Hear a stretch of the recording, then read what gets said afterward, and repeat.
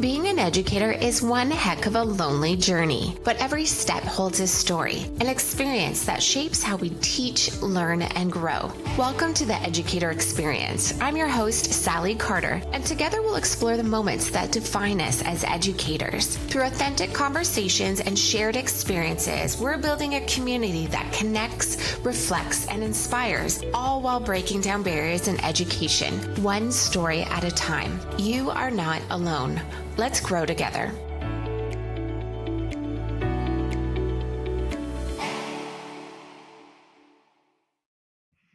Hi, everyone, and welcome to the Educator Experience podcast. I am your host, Salli Carter, and this is a space where we celebrate educator voices. We're sharing impactful moments along our teaching journeys, the good, the bad, the ugly, the hilarious, everything in between. You may recognize today's guest as a powerful voice from season 2. He is back, Dr. Joseph Alexander Brown. Last time we chatted about academic integrity and cheating, but no, not the getting caught on the Jumbotron kind, the more of submitting plagiarized work kind, that kind. Today, Joey is really opening up and sharing his personal experience of his time teaching in Russia and the powerful lessons that he brought home with him. He's actually been teaching, I think now for almost 20 years in the post-secondary world, has a PhD in computer science, and I know him because he was my instructor for a facilitator development workshop, which certifies me to teach the instructor skills workshop, which, by the way, has been the most impactful teaching skills, facilitation skills type of workshop that I've ever taken in my life. Highly suggest it. We also offer it through the Educator Experience, but he was my instructor for that at Thompson Rivers University, where I personally got to learn from his calm, supportive style and nature in the classroom, which was super cool. If you are enjoying these episodes, I respectfully invite you to make sure that you subscribe, leave a 5-star review, so we can really continue to share these incredible stories and voices with the world. Now, without further ado, my friend, Dr. Joey Brown. Let's get to it. Hi, everyone, and welcome to the Educator Experience podcast. I am your host, Salli Carter, and I'm really excited to welcome my good colleague, Dr. Joseph Brown, to the show today. He has a PhD in computer science from the University of Guelph. I'm going to say over 20 years, just under, around 20 years. Around 20 years of teaching experience in post-secondary, the most recent of which have been with Thompson Rivers University. And that is how we met, because I actually took a professional development course called the Facilitator Development Workshop, which allows me to then instruct the instructor skills development. Yeah, it's a training the trainer. Training the trainer. Yeah. Yes. And that's how we met, because you were my facilitator and it was awesome. Yeah. It's just such a gift to be able to watch other facilitators in the wild and learn from people. And it was one of the most impactful experiences, both the ISW and the FDW workshops. It's a very good process. I think the 3 days with the feedback, and I mean, for yours, it was longer because we actually did the ISW inside of the facilitator development, because you're also facilitating the ISW that we're running under it.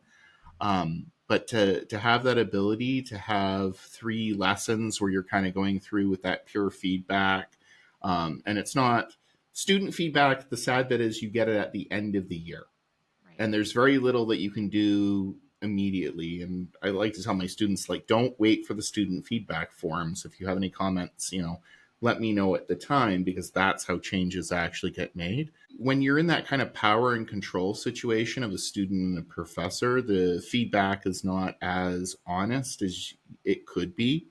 And I think that's sometimes what we see on like Rate My Prof and all of that, like anyone that's ever read through that. And I would suggest to everyone, never read your Rate My Prof. Usually it's the culmination of, well, I could have solved that right away if you'd talked to me. And so to have a bunch of other educators and people that are going through the process that are all wanting your development to sit there as learners in your lesson and give you that feedback in a very private and confidential space. Like I can never say what Salli did in her Do you even remember? I sessions. barely remember. It was so cool. I took so many chances. I tried to step outside my norm, my comfort in those If I workshops. remember, I can't tell anyone. I So know. it's I did some cool stuff. I think I cried at one point. It was exhausting. they get It's really emotional. I deep know. in terms of it, and you get into a lot of areas that you wouldn't normally get into in terms of other trainings, because it's usually a lot of the trainings that I've gone to. I've done like Carnegie Mellon's one, I've done a few other ones. A lot of it's book work and it's the theory, whereas this is kind of like small classroom tactics, right? Like we usually talk about teaching on like this grand strategic level, the curriculum. Maybe we get into like the operations of, okay, let's write a syllabus, or let's write a course outline and that. But then it's like, okay, and then you go into your classroom and then you teach. But no one really gets into that bit, and that's the bit that I think is most impactful to the student experience, Yeah. is what are you actually doing then in the room. And systems that are in place inside of a lot of institutions are really evaluatory and punitive. So maybe you have like peer reviews, they call them, but really they use that as a way of like seeing, oh, are you doing what you're supposed to be doing in your classroom? Mm, Or even if that's not the case and they are using it as a continuous improvement, or they say they're using it as a continuous improvement, people don't see it as that, yeah. because there is a record that's capped. It's signed off by people. It's something official. It goes in a file. Maybe it's used in tenure and promotion practices. Maybe there's a requirement to have this so many times. Um, and so what happens is that you get people and they're like, well, I'll sign off on yours if you sign off on mine. You know, there's, because Right. you've created a system that can be gamed and evaluated, and so people are going to do that. And so the teaching, it then becomes, well, how do I get through this process, rather than how do I learn from this experience. Yeah. I think And genuinely, and I said this from the moment I took the original instructional skills workshop, I think a couple of years ago. One of the most impactful things I've done in my entire life in my teaching career to become an even better educator, and super excited to be offering it through the educator experience too. And then Joey and I were just chatting off camera as well that we're looking at incorporating potentially some improv classes and stuff too, because educators continuously mention that um, that they want to work on their facilitation skills, right? What would you say? How could improv and your idea, if even well, the karaoke help? I think part of it is we are always kind of looking at public speaking at the end of the day. And I think that this is even something that goes beyond just education, because education, if we talk about it from the post secondary thing, yeah, you're trying to teach someone about a unit inside of a practice, but businesses too, right? How much training is there where you have to teach your employees certain practices or certain things? You want to be engaging at the front of the room while you're doing that. You don't want everybody falling asleep during the safety briefing. um, there's a lot of this inside of sales, right? Sales is also a type of teaching, right? You're trying to sell the product, you're trying to teach what the value propositions of the product are. So it's not even just, and for ISW, we haven't just had people that are university educators, or high school educators or elementary educators go through that process. We've had people that are in all different units of the business. Anyone that's forward facing and has to deal with public, or even internally that wants to have better presentation skills. So a lot of that has to do with fear, right? We're very fearful of going up, and I think every educator still has that nervousness of it, of public speaking. I know Do I we? do. Do I'm people going to talk admit I about that do. ever? I do. uh, yeah, and I mean the biggest thing is we can't control the fact that we're nervous, Mhm. right? It's not it's a weird thing. I think there was an old Dutch Hedberg joke where he's saying like, this is like the weirdest thing, and if I was high on stage, I'd look around and I'd be like, everybody's chasing after me inside of this theater, right? Like, it's a weird position to put a human being at the front of the room, and now you're the center of attention in the whole thing. It's not something that we would naturally have to face. And so that little amygdala in the middle of the brain goes fight or flight, Oh, right? Get out of there. This is not it. And so a lot of it is really behavioral training. We're trying to kind of like get over that. We're not trying to change the fact that you're nervous. You're not going to change the fact that you're nervous ever. What do you do? What do you do after? mhm. Okay, I accept the fact that I am nervous. What do I have to do up on this stage? And you Mhm. can see this where people who haven't been trained, what do? They speak a lot quicker and try to like get through it really quickly, right? Or they close up, or there's things like that. And so that's what a lot of these types of things are, is more of the behavioral thing of, okay, you've got the nerves, but how do you deal Manage. with them? Yeah. And the more exposure you have to it, the better. 100%. So you were mentioning about the improv thing, Yes. and How do you think that could help people?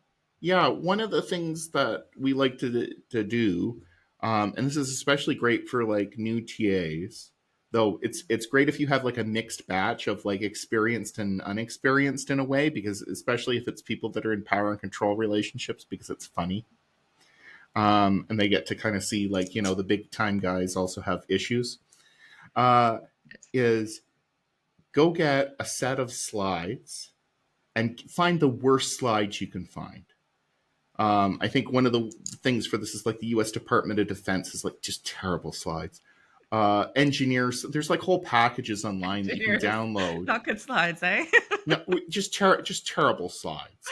Just throwing Um, them right under the bus. There you well, go. there was one. I think it was like the types of drugs that the DEA were like hunting down or something like that. It was just like pictures of various like drug canisters and stuff. It's great fun because of the next step. You take that slideshow and you hand it to someone who has never seen it before. You just post it up on the thing. Okay. You have them go to the front of the room and they have to present it as if they are the world's leading expert in that field. And we know it's going to be silly. We know it's going to fail. We know it's going to have all sorts of things. But part of it is just the fact that you can get up there and be part of the joke and laugh at the fact that you're bombing on stage, right? You're going to have to go up there and bomb a lot before you do well. And I think this is even from the stuff that I've seen of comedians talk about. It's like, yeah, you got to go up and bomb on stage a bunch of times before you just to even have that feeling. So then like, okay, this is what it's like when it happens, and notice I'm still alive, I'm still ticking, Yes. nothing, No has taking. happened. The world hasn't ended because I, made a bad presentation. And I think you even see this with students too, right? Like some of them, it's like if I gave them a choice between, okay, you can give a presentation or, you can stick a needle underneath your A little splinter. I They're like, I give I, me the I splinter. bet you I bet you a bunch of hands would go up for that. I had a bunch of students last semester who loved presenting and were epic. It was amazing. Sometimes you just get people who love it. I'd Um, like to meet them and extract whatever DNA is yes, causing that, yes. because it There have really been is. times in my teaching career that I'll joke after I give a presentation or it's a kind of a lecture based class, and I'll be like, well, that completely bombed, didn't it? You just like, I'm just one of those people who does it goes in and it comes out, and we just have a good giggle about it. And then I actually have a conversation about that may have worked for another class, but let's talk about why this may not have worked here, so that we're learning while I'm also understanding the different dynamic and stuff. So that's really interesting. But I wanted to mention a story that you talked about people hating public speaking. I had an experience where I'm used to classrooms that are all just desks in a classroom kind of thing. And then I had my first lecture style where everyone was up on this angle. And I didn't think anything of it until I walked into the class and everyone was there. And I was standing at the front and everybody was staring at me. And I was like, Yeah, it this is weird. Like, all eyes were on me, and it was such Yeah. a different feeling than just flat, because like you could it was I was like, okay, I'm just gonna need a minute here because this is weirdly overwhelming. Yeah, I go back to Foucault and the idea of like that panopticon, right? Like there's a lot of education theory that has to do with how classrooms are really panopticons. 100%. Yeah. You know, you got the guard, you're the guard in the middle of the prison with all the inmates around you that you can see, and everybody can see you and you can see them, but they can't see each other. Oh, And so it just leads to that like kind of the power and control differential in that. And yeah. those classrooms, I mean, like sometimes you have to have that sort of lecture where it has to be the one producing to the many to have that broadcast, just to, especially with the industrialization of education and the amount of people that we have moving through it. um, it would be infeasible. I always kind of do the division, right? When people are like, well, especially in my labs, and I'm like, guys, you got to realize that there's 40 people in this room. I've got an academic hour is like 50-ish minutes. I said that's about a minute a person that I can sit beside you and actually like one-on-one coach. So do talk to your team, to talk to the people around you if you've got a thing, because if you can solve it yourself, I can spare that 1 minute maybe somewhere else. But Do that's you have a that's just part favorite of type it. of classroom? I like anything that I can move around. Okay. So I think different classrooms lead to different experiences. So if I want to have a lecture, great, a lecture hall is great. If I want to do small group work, I can't do it in there. Mhm. Whereas if I have like group desks, like kind of closer to like Like a floor. yeah, like the four desks together. Great, now I can facilitate group work. But wouldn't it be better if all the tables were on wheels and we could just arrange the Yeah. classroom however we want? And so I like anything I can reconfigure, especially if it's going to be that I'm not allowed to move spaces. Yeah. I only actually recently learned, after having been assigned lecture theaters a couple times, that I can request a different room if I know early enough and if there is something available. And I'm like, oh, good to know. Good to know because I am the same as you. I like to configure things. I like group work. There's always some sort of interactive type of stuff in almost every single one of my classes. Mm-hmm. So I warn people when we're in a lecture theater that people are going to get close. It's going to be some awkward stuff, but we'll make it work. But it's by no means ideal whatsoever. Yeah. Yeah. And I'm going to The get my steps in because I'm like, y'all are going to follow me Oh yeah. because I'm going to work the room. Because I'm not I going to stand here and have everyone like weirdly, it's just awkward. I don't I'm like in it. a weird field too, because with a lot of like games design and stuff like that, I need to like move like sometimes we have to be at the computers, and sometimes we have to be doing board games and like have tables set out. And I've even had it to the point where I've had people go outside and create games out on a field or something. So moving, sometimes you have to move the class. Yeah, move the class. I like it. Just Yeah. move everyone for us. That's how it goes. One of the things that I think is super interesting about your career is that you spent 7 years in Russia prior to being with Thierry. Is that correct? Yeah. Yeah. Yeah. How was that for you? What was that like? So I was at an English instructional primarily IT, and I don't want to get into too deep the name and everything, especially given the present situation and all that. Fair. There's still people there that I don't want to out, but yeah, it was very different. The start was very good. I think a lot of it was moving towards a more interesting development. It was very internationally recognized and based. And then COVID hit, things started to kind of lock down. You could see the kind of shifts in the culture and that.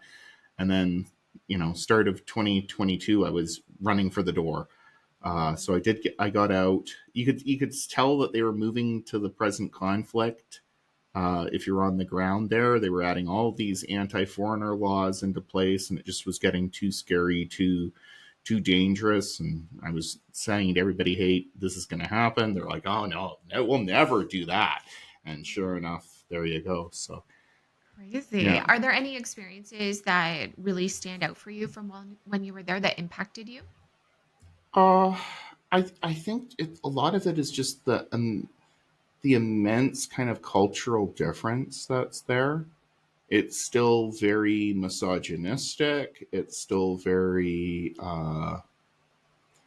not very progressive. I mean, everybody under 30, I think, they have all the anti LGBTQ laws at the time that they considered it propaganda. They are making it even worse now. It's up to 15 years inside of prison for protesting the war, for, you know, propagandizing, which is as simple as you've got a rainbow, pin on your backpack. Uh, like just absolute levels of uh, they're arresting educators in a few regions because they're speaking out for their own like cultural beliefs. Like we talk about indigenization in Canada, and we're not where maybe it should be, but Russia doesn't even recognize that they're an imperialist state. It is that bad. Like they have the area I was in was had ethnic Tartars inside of it. They were proclaiming 1,000 years of peace between the Muslims and the Orthodox Christians. Yeah, because you moved them to the other side of the thing, you destroyed their language, you destroyed their culture. You can have peace if you completely and utterly Not for subjugated everyone. a people.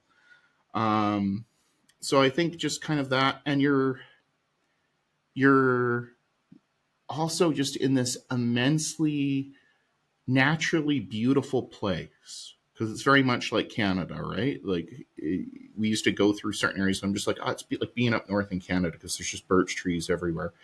And then you move into a city and it's like a mix between that kind of like amazing Tsarist era um, architecture in certain areas, and then absolute Soviet squalor. So a lot of the towns that our students came from had no running water, had no working sewers. There's a reason they're stealing toilets in Ukraine, and washing machines and all that because a lot of it's not there. Uh, so a lot of our students that we were educating are not coming from even middle classes. It was oligarch money being put against it in order to basically get a high tech workforce, and they were taking anybody who had the skill set. And so a lot of it was rising a lot of people out of poverty there. The student stipends were linked to grades. And some of them, it got really difficult because you would have these student stipends linked to grades, and they are the primary breadwinner for their household off the student stipend. So you can just imagine, it's bad enough here where you got somebody arguing, oh, a B should be an A, or a C should be a B, or a D should. I have people arguing there about a D should be an A because my family will starve otherwise. Wow. So Things like every one of your students are going to be fighting for a higher yeah, grade. and that was a big part of it. It's really heartbreaking from that perspective that it was people that were lifting it, and now it's they say that they're international and all that. All the international staff have fled. All the pretty much all the professors have fled. I think there's like one guy left from, but he's got like a Russian wife, so I can understand why he might be sticking around. But That's um, wild. How did you handle it? Sounds like it might be constant arguments, constant debates, negotiations for grades. Like, how did you handle that? What was the culture there on how to handle that? it was not great. You're like, that's why I Uh, came back. I mean, well, I didn't come back. I came back due to far differently, but I mean, you have to have an immense amount of empathy towards that and kind of an understanding that that is the underlying rationale behind it. I think part of it is also just trying to stem it off before it occurs and just really, monitor what's happening in regards to it. So, a lot of hard discussions, and being like one of the few Westerners with this, pseudo progressive, progressive for Russia, I'll put it that way. like amazingly, I'm like a downright, liberal in Russia. Um, Having to have people come into your office with problems that in their own culture are rather unsolvable. So, for example, one LGBT student whose project in my game development course was on gay rights, and that they were making a game that, for that. I'm like, make whatever game you want, right? But then the presentation of that in the class and having to deal with people in my office, from the classroom and even a TA in saying they shouldn't have the right to say that. I said, well, you got the right to say what you want to say. And, but then just having those discussions and protecting that, and at that time it wasn't illegal. Today I'd be in jail for 15 years. Got Um, it. and so just what's allowed, not allowed inside of that, and trying to be as authentic as possible, because there's no real academic freedom anymore. There's not that sort of idea there. It's not that kind of Western ideology of that an academic is sacrosanct in the fact that we can discuss whatever we want without government or institutional interference. There was things that they just didn't want discussed or didn't want dealt with, which led to real big problems in COVID, because the Russian government was trying to, one, give everybody the Sputnik vaccine because they knew that would hurt themselves, and two, were probably one of the biggest propagandists on the world stage trying to destabilize the world in regards to communications about COVID. So the 5G stuff and all that was just rampant in Russia, and they don't trust their government. I don't either, and that was part of that. I think also that there's, and I guess trigger warnings for essay and etc. But I had one girl come into my office once, and low grades and not going to labs, and comes in and says, like, how can I do better in your class? And I said, well, like, you're not doing too well on this, and you haven't been attending labs, so I don't see why I need to, like, if you're not going to put the effort into going to lab, then you're not gonna, even if I give you a retake on the midterm or whatever, it's not really going to help if you don't have the knowledge and you're not going. And she just kind of broke down a bit, and I said, what's the matter? Like, why aren't you going to lab? She says, well, he's in there. He's in there. Yeah. And right there, you're like, what do you do in that type of system? This is not a culture that's easily able to deal with these types of issues. It's very misogynistic, as I mentioned before. Mm-hmm. And they had a cohort system. So, big thing down from on high. Nobody can swap cohorts. You can't, change between them because administrative this and that or whatever, right? Well, luckily there was a few people that were more Western educated over in those offices. And I'm like, can I just talk? It's like, you don't have to tell me anything more. I went down to the one office. And I'm like, you're flopping our cohort. And they're like, well, why would we do that? We're not supposed to do. It's like, you're flopping her cohort.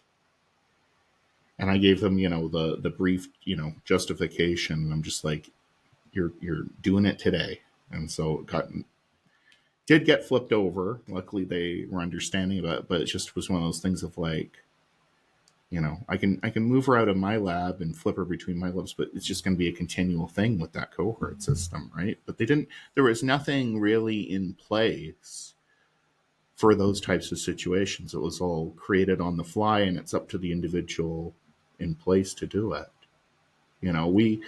We love to kind of go through our own institutions and say, oh, it wouldn't be, they don't do enough for this. They don't do enough for mental health. They don't do enough for essay. They don't do enough and you know what? We don't.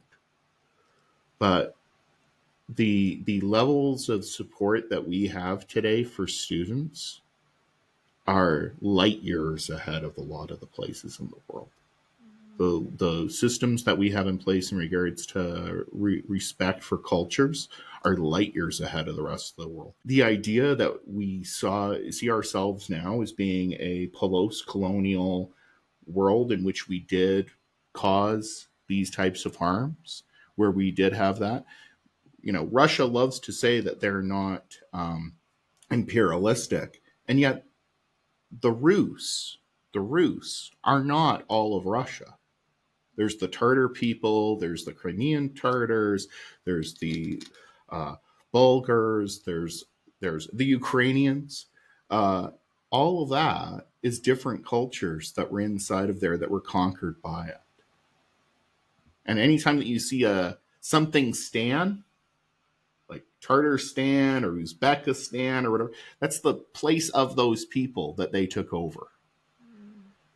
So anytime you see a stan at the end of it, ask yourselves, what's before the stan? Yeah. Who lives there? Yeah. So those are some really intense experiences that you had teaching there.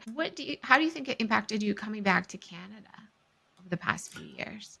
TRU is a very highly international institution, especially in my department, computer science. I probably have more international students in my class than not. And I think it's just part of like seeing the world from that perspective of going out and having lived abroad. I think a lot of it is empathy in regards to it. Uh, a lot of it is also I've dealt with it from the other side. I went to a country where I really didn't speak the language or understand the customs or know how the laws exactly worked or how the educational system worked or what the differences were between that or what food they had. And so now when I see students kind of, coming into Canada, it's like, oh, I know what that day is like. I know what that feeling is like. I think the other thing is that you learn where the tricks are too. How do you mean? What do you mean? The tricks? It's one of those things of when you're in those types of situations, right? The kind of silly foreigner that you can kind of get away with stuff that maybe other people can't get Oh, away with. oh my God. You So know, you know too I much. Do know you too tell your much. students that? You're like, I know Yeah, everything. yeah. Yeah. It's like this is the way it's Funny. done over, there. So I don't know. That's hilarious. I've spoken with other colleagues who've traveled as professors, and they all say that those experiences have changed them in some sort of fashion. And I think you nailed it in terms of empathy. I hear that a lot. And people are always like, you should travel, you should travel. If you ever get a chance as a professor to teach somewhere else outside of Canada, um, it's really quite rewarding in terms of a learning experience. Especially if you can like embed yourself into that culture and kind of get an appreciation for it. Because I mean, like we've talked a lot about like the educational, I would say, worsts in a way, but there was also like good things about being over there and seeing that area and just the architecture and the history that's Amazing there experience. Yeah. and just I've been to places where I don't think we're going to be able to see for another few generations, given the present circumstances and that. I wouldn't say I'm a Russophile now, but there's certain places where if I could go back tomorrow, if you could wave a magic wand and I could be there to see it without the current circumstances, then I would. You got that. Uh, but conversely, I am so glad to be in Canada, and I feel blessed every day to be inside of this country and to enjoy the freedoms that we have. And I mean, I think a big thing too is we're spoiled to the point where we think that all of these things are rights, but they can be taken away at any moment. Freedom of speech, academic freedom, the ability to go unmolested on the street, the fact that we're not being bombed, the fact that we have access to all of this wonderful stuff at any time, could go in that same sort of direction of totalitarianism and dictatorship and all of that they have in Russia right now. And it flipped. Salli, I'm not even like joking with you. It was like a switch had been Mhm. triggered. And With COVID, like you were mentioning. immediately people that I had known for years thought that I was a Canadian spy.